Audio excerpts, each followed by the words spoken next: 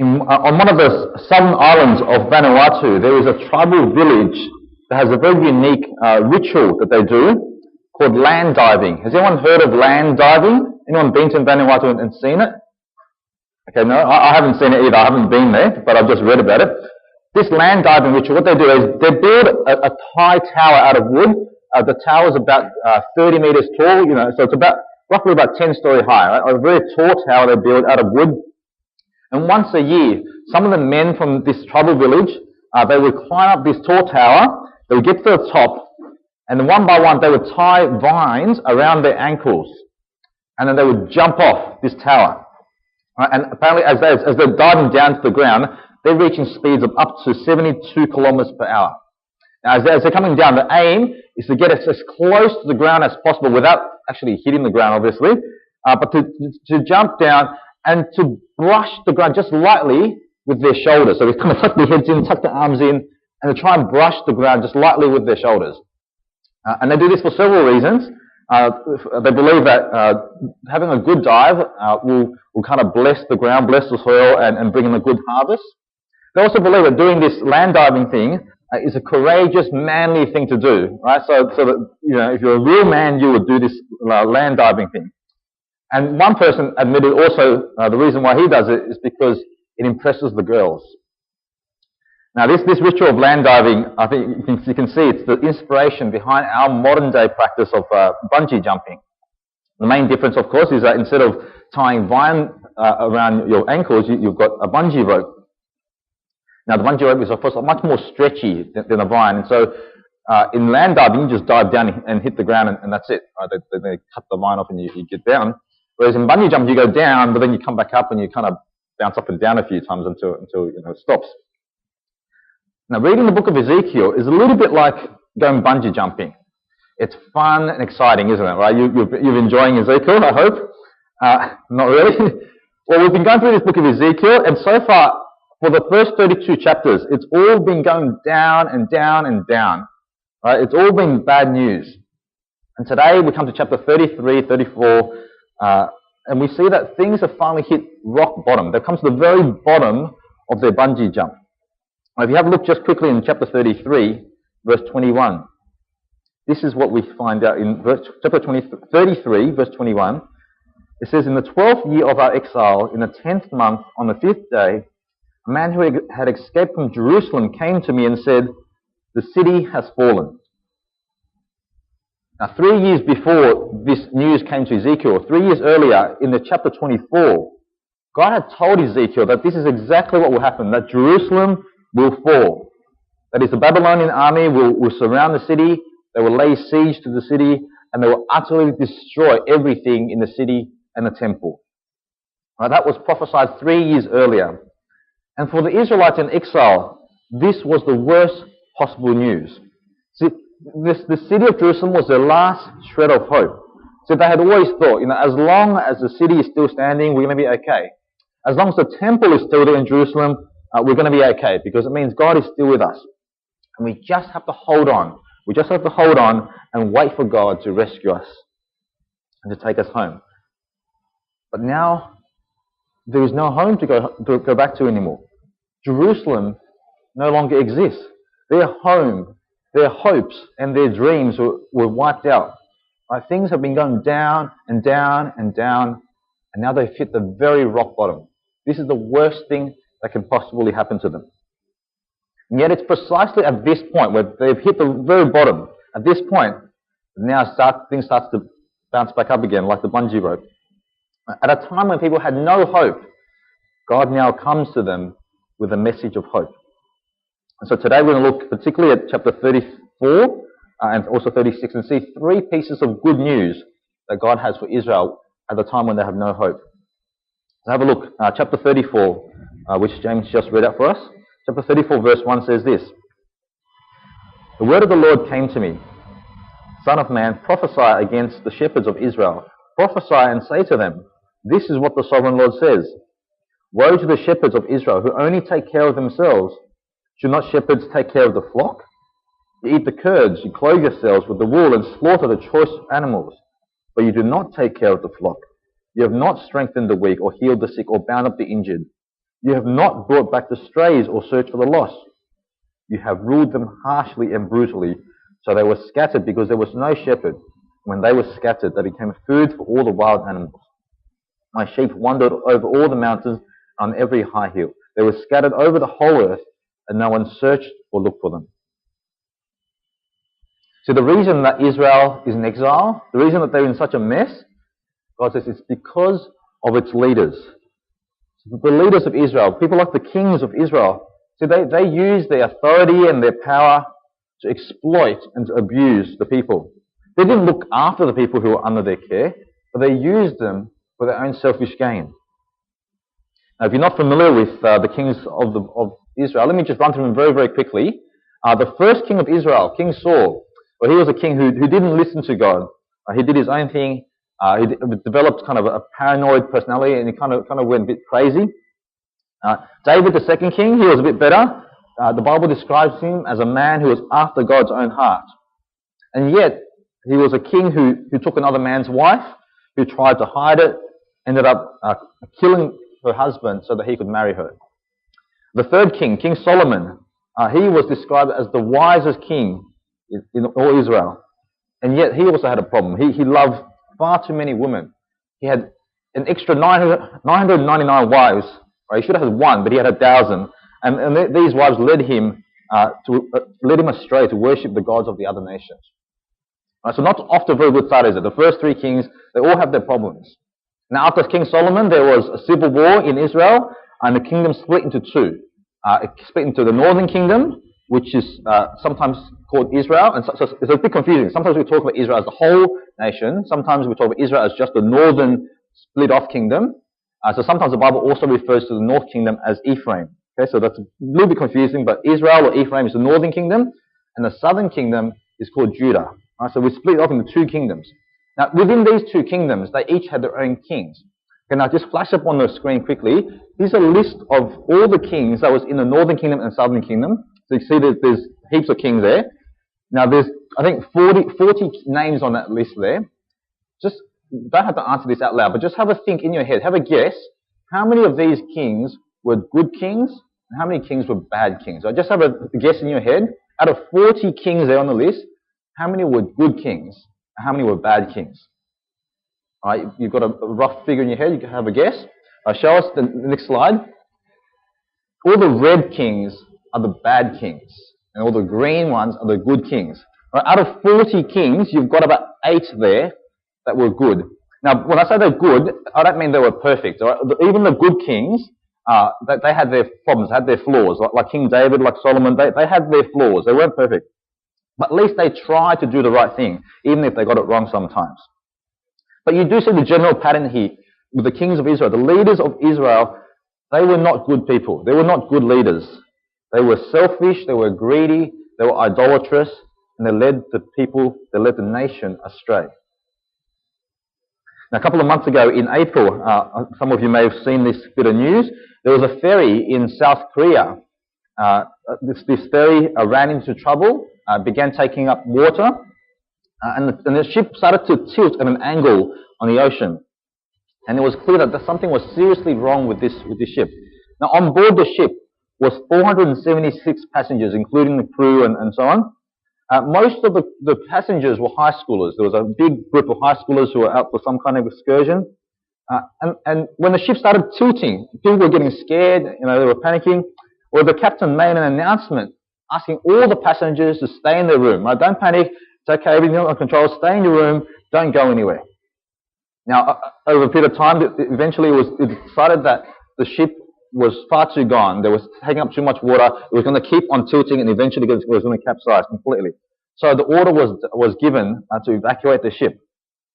But by that time, a bit of time had passed. But by that time, people were really in a panic. Right? The water was coming in. They didn't have life jackets. They didn't know where the lifeboats were. They didn't know where to go. And some people were even trapped in their rooms. Now, meanwhile, people were panicking, wondering what's going on. Meanwhile, the captain had gone off, and he was one of the very first people to be rescued by the Coast Guard. He was one of the very first people to get off the boat into safety. While people were stranded on the ship, who were trapped, they were panicking, they were scared, he was in safety. Right. And in the end, around 300 people, out of 476, around 300 people died on that ferry.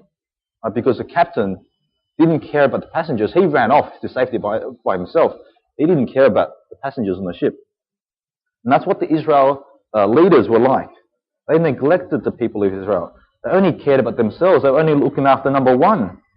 Right? When times were good, they took advantage of the people. They accumulated wealth. They put heavy taxes on them. But when times were bad, well, they ran. They were the first to run. They abandoned them. And they only cared about protecting themselves. And so this is what God says to Israel. This is the first piece of good news. This is what God says. Chapter 34, verse 10. This is what the sovereign Lord says. I am against the shepherds and will hold them accountable for my flock. I will remove them from tending the flock so that the shepherds no longer feed themselves. I will rescue my flock from their mouths, and it will no longer be food for them. Well, this is what the sovereign Lord says. I myself will search for my sheep and look after them. As a shepherd looks after his scattered flock when he is with them, so will I look after my sheep. I will rescue them from all the places where they were scattered on a day of cloud and darkness. So here is the first piece of good news that God has for the people of Israel. God says, I'm going to get rid of these bad shepherds. Right? I'm going to get rid of them, and I myself will come and be your shepherd. And if you were to read, if you were listening when James was reading this out for us, the way God describes what he's going to do as a shepherd is that he's going to undo all the bad things that the bad shepherds have done. So the bad shepherds have caused them to be scattered to the nations. Well, God says in verse 13 that I'll gather them from the nations and I'll bring them into their own land. The bad shepherds fed themselves, but God says in verse 14 that the sheep, God will feed them. God will feed them in good pasture. The bad shepherds did not bring back the strays or search for the lost, but God says, I will search for the lost and the strays. The bad shepherds did not strengthen the weak or heal the sick, but God says, I will bind up the injured and strengthen the weak. And the bad shepherds ruled them harshly and brutally, and God says, I will shepherd the flock with justice. So God undoes all the wrongdoings that the bad shepherd does. And notice just how personal this passage is. God says, I myself will search for the sheep. I will look after them. I will rescue them. I will gather them. I will bring them into their own land. I will pasture them. I will tend them. I will search for them. I will bind up the injured. I will shepherd the flock. It's all very personal language of God. What God is going to do. He's going to come and personally do something about this. God will turn all the bad news into good news. God himself will come and be their shepherd. And there's more. Continue in verse 17. Look what God continues to say. Verse 17, as for you, my flock, this is what the sovereign Lord says. I will judge between one sheep and another, and between the rams and goats. Is it not enough for you to feed on a good pasture? Must you also trample on the rest of your pasture with your feet? Is it not enough for you to drink clear water? Must you also muddy the rest with your feet? Must my flock feed on what you trampled and drink what you have muddied with your feet? So it wasn't just the leaders of Israel who were bad. It was also the people of Israel who were becoming bad. You paint this picture of sheep fighting and bullying each other. There were sheep who were muddying the clear water and making things bad for the other sheep. You see, what happens when the leaders of a nation is bad, the people also become bad. So I remember when I first came to Australia as a kid, I came to Australia when I was about 9 years old, and one of the very first movies, English movies I remember seeing was The Karate Kid. Any of you seen the original Karate Kid? Some of you are way too young for it, but I'm a few, a very small handful. But it was a real classic movie at the time. It really had a real influential kind of influence over people. I mean, people who watched the Karate Kid wanted to learn karate because of this movie, right? Everyone wanted to learn karate. And there were very clear, memorable lines that came out of the movie that kind of just has come down through the decades, you know. I don't think you've heard, either wax on or wax off. That comes from that movie, how the central figure, a young kid called Daniel LaRusso, he moves to a new city, goes to a new school, and at this new school, he's been bullied by this guy called Johnny. And Johnny practices karate. He's a black belt. He go to this karate school, and he's bullying Daniel.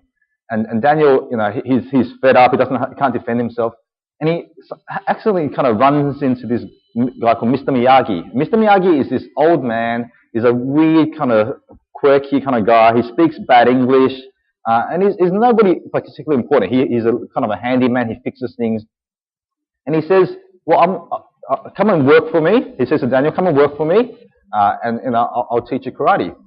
And Daniel was kind of a little bit skeptical, like, who's this guy, right? And so he gets him to wax the floor, right? Wax on, wax the cars. He's got a bunch of cars. He gets him to wax on, wax off, and he does all these chores for him. He paints the fence and he sands the floor and he does a bunch of stuff. And throughout kind of doing these house chores, he begins to learn some karate. He didn't realize it was karate, but he was learning some karate moves. And Mr. Miyagi teaches Daniel not just karate though, but he teaches him about life. And he teaches him that his problem is not with Johnny. It's not with the bully at school. That's not the real problem. The problem here is Johnny's karate teacher. He says Johnny is violent and a bully because that is what he's been taught to do. That is what he's been taught to use his karate for. And there's this line that Mr. Miyagi says. He says, there's no such thing as a bad student, only bad teacher. Right? Teacher says, student do. There's no such thing as a bad student, only a bad teacher. And that is what's happening in Israel. There were bad leaders, and therefore there were bad people in Israel. The kings were selfish, so the people become selfish. See, if your government officials take bribes, well then the people under them will start taking bribes. If your boss blames you at work for a problem, then you will try to blame somebody else for the problem. See, leaders shape the culture and the values of the people under them. It has this trickling down effect. And so if the leaders are bad, then the people will be bad. And this applies also to families, I think. How a husband leads the family will determine what the family is like.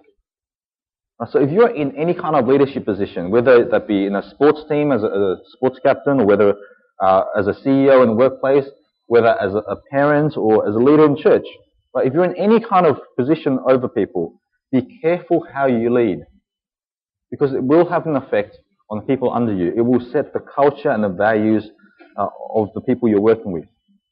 And you need to be careful because God says, I will hold them accountable. I will hold you accountable as leaders. And be careful, even if you're not in the position of authority, we need to be careful because God will also hold us accountable for who we follow. He talks about these sheep who are fighting amongst themselves. God will hold them accountable as well. He will judge between the sheep and the goats. Now look what God then says to the sheep of Israel. Verse 20. This is what the sovereign Lord says to them. See, I myself will judge between the fat sheep and the lean sheep, because you shove with flank and shoulder, butting all the weak sheep with your horns until you have driven them away. I will save my flock, and they will no longer be plundered. I will judge between one sheep and another. I will place over them one shepherd, my servant David, and he will tend them. He will tend them and be their shepherd. I, the Lord, will be their God, and my servant David will be prince among them. I, the Lord, have spoken. Now here's the second piece of good news that God has for Israel. God is going to place a shepherd over them, someone like King David. Now for some reason in Ezekiel, he doesn't refer to David as the king. He calls him the prince. In verse 24 then, my servant David will be prince among them. Now perhaps it's because Ezekiel was so disgusted with the kings of Israel, with their poor performance, how they were bad leaders, bad shepherds. Perhaps that's why Ezekiel wants to avoid this whole idea of king. He doesn't want to use that term king to refer to the future king. So he uses the term prince instead. But it's very clear he is talking about King David, because King David was never actually a prince. He was not born into a kingly family. He was never a Prince David. He was always just David or King David. Now, as I said before, King David, he wasn't perfect, okay? He had his faults. He did wrong things. But for all his faults, he is described as the man who was after God's own heart. And throughout the Bible, he is held up as a pattern of a good king. He's held up as the one good king in all Israel. And it's not saying that he was the perfect king to emulate, but it's kind of like, when I say to you, have you found your Prince Charming? Okay, if I say to the girls, have you found your Prince Charming? Or have you found who's your knight in the shining armor? I mean, I'm not talking about an actual knight coming on a horse or something like that. I'm not talking about actually a Prince Charming that you meet. I'm kind of talking about, have you got a boyfriend or you're married or something like that, right? Because in Western society, the idea of a Prince Charming or a knight in shining armor, it's a picture that represents the perfect guy, right? It's a picture, a pattern of what a perfect guy is like. And King David, well, he represents the perfect king. And God promises that he's going to place someone like David as shepherd over Israel. But if you've been listening closely, though, you might be thinking, hang on, there's something that's not right here. Who exactly is going to be shepherd over Israel? Early on, God says, I myself will be your shepherd. But now he says, my servant David will be the shepherd. So who's it going to be? Is it God's going to be the shepherd, or is David going to be the shepherd? Well, we'll come back to that in a little bit. But for now, there's another question that we need to answer first. And that is, well, why is God doing all this? Why is God doing all this? Right? If you were here with us last month as we started looking at Ezekiel, you remember the first half of Ezekiel, God, it's all about judgment. God is saying, I myself am against you. I will unleash my anger against you. I will judge you and repay you. And now there seems to be a complete change. God is saying, I myself will search for you. I will look after you. I will rescue you. There's this complete change of tone here. But what has brought this about? Why has all this bad news about God judging them turn into good news about God rescuing them? Well, to answer that, we're going to have to skip forward a little bit to chapter 36. Have a look in chapter 36, verse 19. Look at what God says. 36, verse 19. God says, I dispersed them, the Israelites, I dispersed them among the nations, and they were scattered through the countries. I judged them according to their conduct and their actions. And wherever they went among the nations, they profaned my holy name. For it was said of them, these are the Lord's people, and yet they had to leave his land. I had concern for my holy name, which the house of Israel profaned among the nations where they had gone. Now you see, in the ancient world, when battles and wars were going on among people, that was seen, not just amongst fighting between people, it was seen as a battle or war between their gods. And so, if the Assyrians defeated the Egyptians, well, that was seen as the Assyrian gods being more powerful than the Egyptian gods. Or if the Babylonians defeated the Assyrians, then the gods of the Babylonians were now more powerful than the gods of Assyria. And so if Israel keeps getting defeated by other nations, well, what's people going to think? So as Israel were taken captive as exiles in Babylon, the Babylonians would have looked at them and pointed at them and laughed and said, these are the Lord's people, these are the Israelites, and yet God couldn't protect them. Their God must not be very strong or powerful. They must have a weak and useless God. But of course we know, if we've been going through Ezekiel, we know it's not because God is powerless or weak, but it's because of Israel's sin that they're being punished. But see, for them being punished, it means God's name has been profaned. God's reputation was being punished. People thought it was because God is weak and couldn't protect his people, rather than because it was Israel's sin that they were being punished. So God says, I have a reputation to protect. I have my honor to protect. And he says in verse 22, therefore say to the house of Israel, this is what the sovereign Lord says. It is not for your sake, O house of Israel, that I'm going to do these things, but for the sake of my holy name, which you have profaned among the nations where you have gone. I will show the holiness of my great name, which has been profaned among the nations, the name you have profaned among them. Then the nations will know that I am the Lord, declares the sovereign Lord, when I show myself holy through you before their eyes. So God is going to rescue them from Babylon, not because Israel were good, not because they were worthy, but because God had to restore his honor among the nations. He had to prove that he is stronger than the gods of Babylon and Assyria and Egypt and the other nations. Now, first, though, reading these verses, it may seem a little bit strange to hear that God is concerned for his own glory, for his own namesake. It kind of seems like he's a bit selfish, doesn't he? Isn't he a bit like the leaders of Israel, the kings of Israel, who served themselves, who were concerned for themselves only? I mean, how is God any different in being concerned about his own name and his own glory and honor? Well, the difference here, I think, is in the outcome. See, when a guy and a girl starts dating, there are some big changes that happens, at least to the guy. I don't need to speak from the guy's point of view. There's a lot of big changes that happens. So before they start dating, so a guy, you just, when you get home, you dump your clothes on the floor, and the next day you just pick up the same clothes and you wear them again. And you can wear the same shirt 3, 4, 5 days in a row, and it doesn't matter, right? And jeans, jeans you never have to wash. Jeans can last forever. You don't ever have to wash them, right? But now, once he starts dating, well, now he has to have a shower every day, and he has to have clean clothes every day, and he has to have clean underwear every day, right? It's a huge change. Now, before he was dating, before he didn't really care about grooming and hair, and now he would kind of spend an hour in the bathroom just kind of teasing at his hair, getting it looking right, by putting gel in there. Before he started dating, well, the guy when he goes shopping is quick and easy. He goes in the shop and goes, yep, I'll take that, done, finish, quick and easy. Now he goes shopping with a girl, and they take hours and hours, and they try on everything in the shop, and they put it all back, and they go to the next one. It takes a long time. And before they start dating, well, the guy, he watches only one kind of movie. He watches action movies, right? Movies that has guns, has cars, lots of explosions. That's the kind of movie a guy watches. But once he starts dating, well, he doesn't watch those movies anymore. He has to go and watch chick flicks. Right? He's got to watch chick flicks. And the thing about chick flicks is, they're so predictable. They all have the same storyline, right?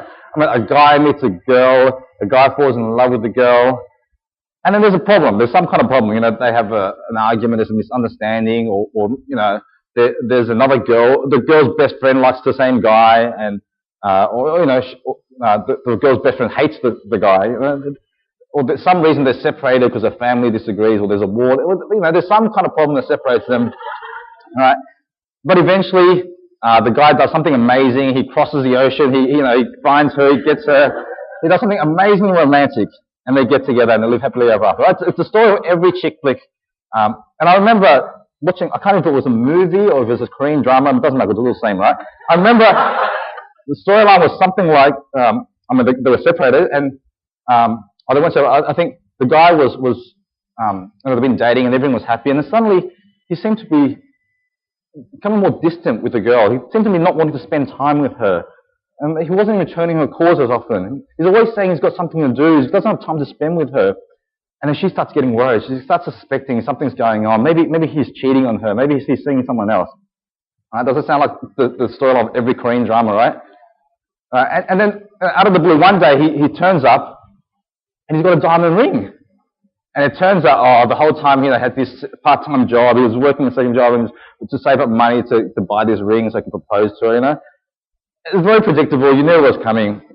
And see, the whole time, the girl thought, this boyfriend, he's being selfish. He doesn't care about me. He just cares about himself.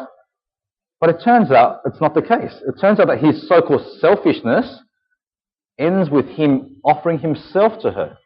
Right? His so-called selfishness ends with him offering himself to her, to commit himself to a relationship with her. And that's what's happening here with God. God's concern for his own glory is not selfishness, but it ends with God offering himself to Israel, offering to have a relationship with them. So have a look at the next verse, in verse 24. God says, "For I will take you out of the nations, I will gather you from all the countries and bring you back into your own land. I will sprinkle clean water on you, and you will be clean. I will cleanse you from all your impurities and from all your idols. I will give you I will give you a new heart and put a new spirit in you. I will remove from you your heart of stone and give you a heart of flesh. And I will put my spirit in you and move you to follow my decrees and be careful to keep my laws. You will live in the land I gave your forefathers, and you will be my people, and I will be your God." Now you see that last line there. You will be my people, and I will be your God. That is God proposing to Israel. That is the good news. This is the third piece of good news that God has for Israel. And that proposal is actually the same proposal that God made to Israel way back in Exodus chapter 6 verse 7. But when God rescued them out of Egypt, right, God says the same thing. You will be my people, and I will be your God. God is proposing to them to have a relationship, a lifelong committed relationship. But if you know the story of Exodus, you will know that this marriage between God and Israel didn't last very long. Israel was unfaithful very, very quickly and ran off to worship other idols. And that unfaithfulness continued from Exodus right up till the time of Ezekiel. right? It's because of the unfaithfulness that is now led to them being exiled in Babylon. Right? That has been the history of the people of Israel. They have been unfaithful to this God who wants to have a relationship with them, who offers himself to them. And the thing is, if God is going to rescue them, if God is going to be their shepherd, well, what's going to stop this from happening all over again? What's to stop this from repeating itself? If God promises to be their shepherd, is Israel willing to be his sheep? Well, look at the so-called wedding ring that God proposes with. In the passage that we just read, look what God proposes with. He says, I will sprinkle you of clean water and I'll cleanse you, in verse 25. Verse 26, he says, I will remove your heart of stone and give you a heart of flesh. Verse 27, he says, I will put my spirit in you and move you to follow my decrees. So this is what God is promising. This is God's proposal. This is the wedding ring, engagement ring that he's proposing with. See, an amazing thing is going to happen to Israel. They're going to be changed. They're going to be a changed people. It's not going to be like what it was back in Exodus. Things are going to be different. Now, at the moment, we've at the end of financial, or just past end of financial year, and so that means all of you who are workers, all of you who earn money, you're going to be doing your tax return sometime soon. Now, thinking about taxes and tax laws and so on, I remember back when John Howard was the Prime Minister, the Treasurer at the time was a man called Peter Costello. Peter Costello, he is Australia's longest serving Treasurer. Right? He was Treasurer something like 11 years. Australia's longest serving Treasurer. And one of the biggest things he did was he introduced the largest tax reform in Australian history. Right? He came up with these new laws, all these changes, right? The fact that we have the GST nowadays is because of Peter Costello, right? He introduced that. And so, he's trying to, get new laws so that people would pay their taxes. But the thing is, did his law reforms, taxation reforms, did that make people want to pay taxes? Right? No, it didn't change people. It didn't make them want to pay taxes. It just gave the accountants more work. It means they had more things to do, more loopholes to find to help people avoid paying tax.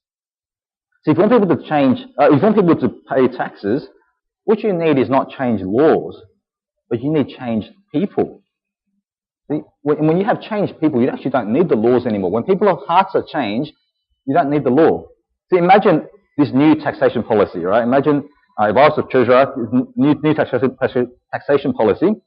I just tell people, look, we live in a community, we live in Australia, we're a community, and we have certain communal interests, right? And we invite people to make contributions, right? Contribute whatever amounts you like towards these community needs. You're sending your money, however much you want, however much you feel you're able to, or however much you feel compelled to, however much you can afford. Just contribute whatever you can. Now, if that was a new taxation policy, and we had changed people, changed hearts, well, they would be happy to give, right? We all want better roads. We all want better schools, better hospitals. So you would be happy to give so that the government can create better roads and better schools and hospitals. In fact, you might think, oh, well, look, I earn quite a lot of money. I earn more than someone else. I earn more than my next door neighbour. So maybe I should give a little bit more even.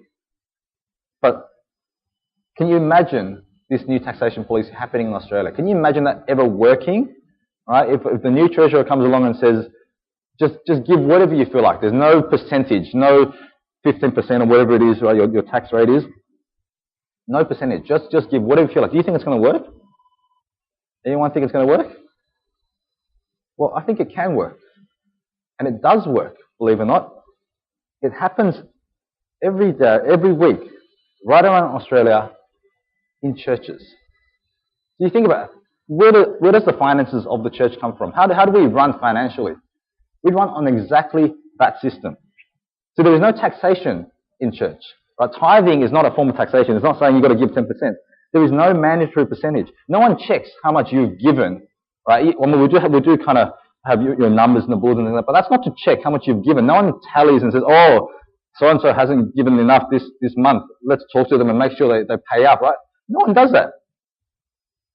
See, it's all through voluntary contribution. We just say, look, we have certain needs as a church. We've got to pay for the building. We've got to pay for salaries. We've got to pay for upkeep, electricity. And we just ask people every week to make contributions as you feel you're able to, as you feel you're able to afford. And this system works. But we've just paid off $300,000 for a church extension. But the only reason this system works is because people have changed hearts. So if we made it mandatory and we said every week you have to give $1,000 towards the church building fund, how are you going to feel? People are going to feel burdened, they're going to feel forced, they're not going to want to give. But because our hearts have been changed, we want to give, we're willing to give. See, there are some things that laws cannot change. Laws cannot fix a heart problem. So our society thinks that if we have more laws, if we have harsher penalties, then you can fix the problem. Now, yes, you might limit it, you might suppress it, but you're not going to fix it. You're not going to fix the problem by having more laws. God says, I will give you my spirit.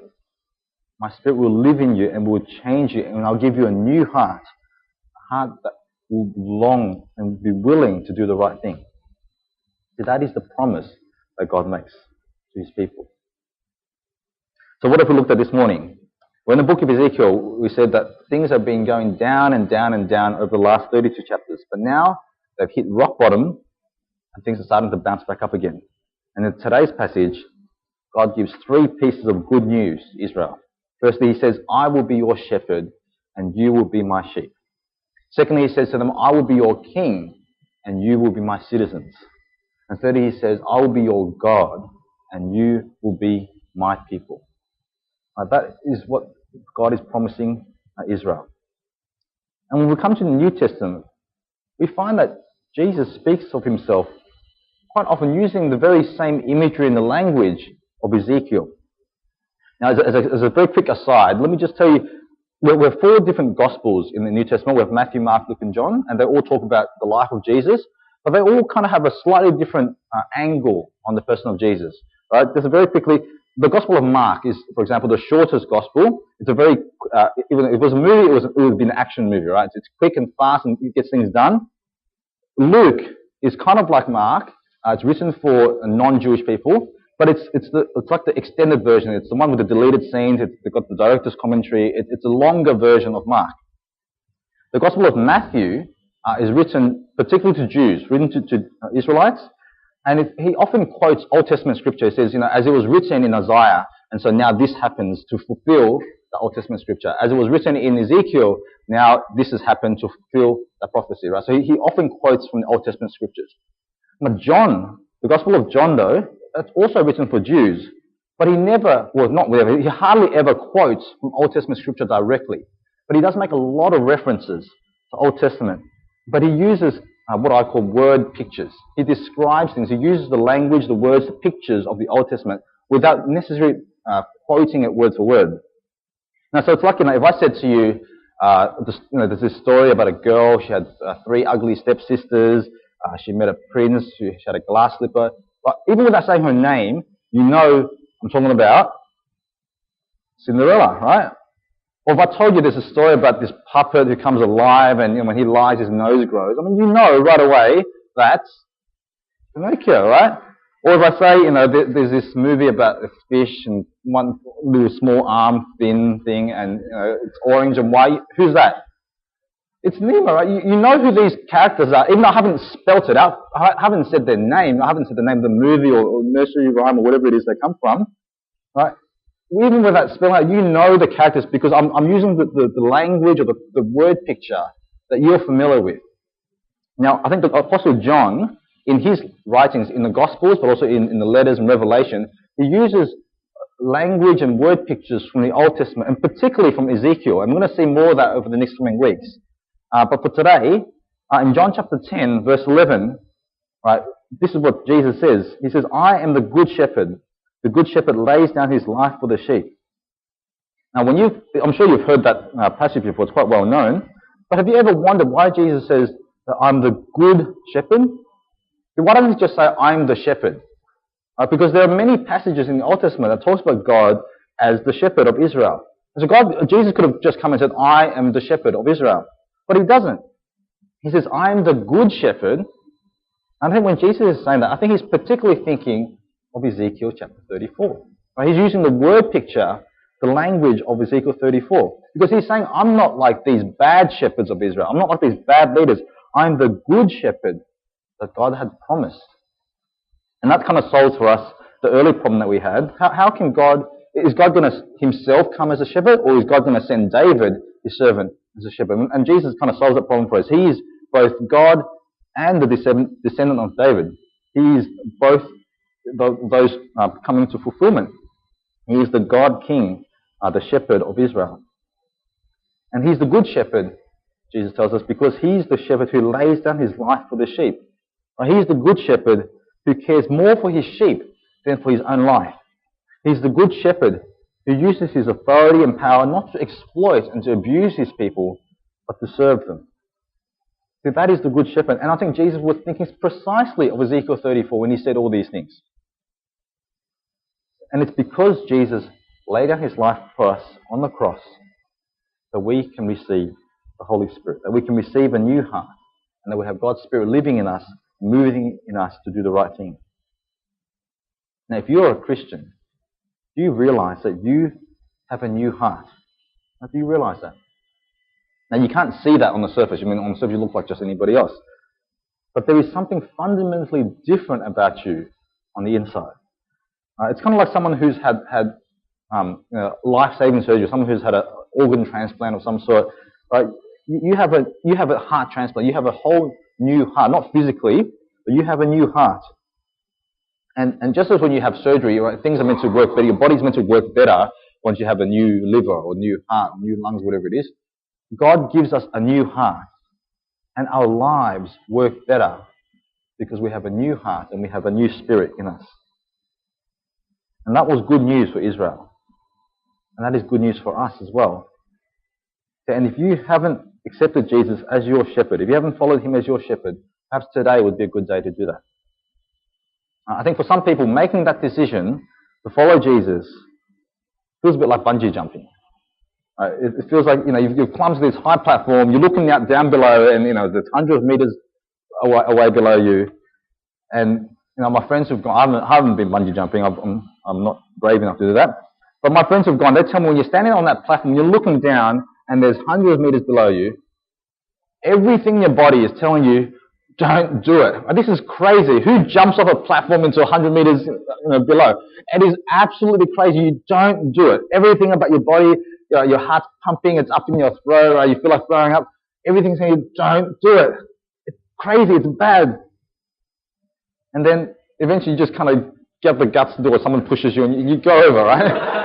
You go and you fall, and apparently they tell me it feels great. It feels exciting. It's fun. It's exhilarating.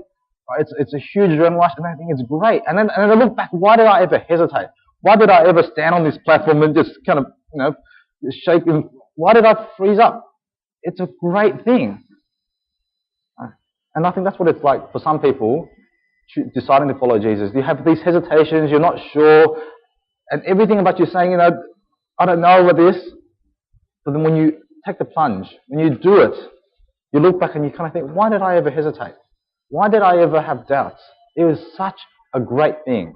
And maybe there are some of you here who've been coming to church for a while. Maybe you've been coming to Bible study to read. And you're ready to take that step. But there's just something that's holding you back. And you just kind of think, I don't know. I'm not sure. Well, let me tell you, take the plunge. Do it. Jump over. Accept Jesus as the shepherd of your life. And if you would like to do that, come and talk to me afterwards, or talk to one of our leaders at church, talk to a friend who brought you, and they can tell you how you can do that. But let me ask you, who is the leader of your life? Who is the shepherd of your life? Is it your parents? Is it your friends? Is it yourself? Or is Jesus shepherd of your life? Jesus said, I am the good shepherd. He is the good shepherd who lays down his life for you. Follow him.